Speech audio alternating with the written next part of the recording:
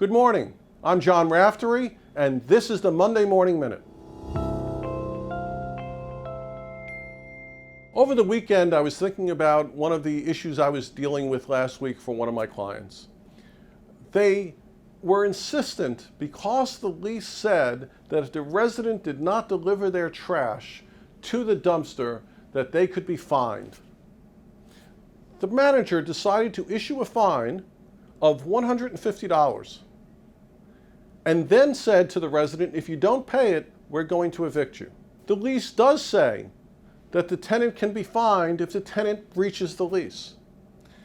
Folks, fines that you impose cannot become rent for an eviction case.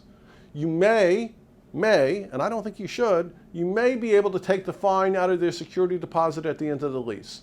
You may be able to ask them to pay it. But if they do not pay your fine, do not convert it to rent and certainly do not seek an eviction.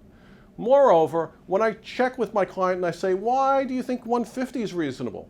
Well, it says so in the lease. And I always point out, if the lease said that your fine was $1 million for not taking the trash out, would that be reasonable? The answer is obviously no. I would suggest to you that it's never appropriate to fine your residents.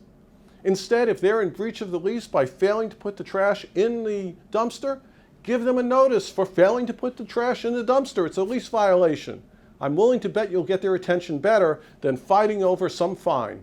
There's no linkage between what you needed to do to get rid of the trash and $150. You didn't give the $150 to your maintenance team, so you're just making up a number and imposing it on your residents.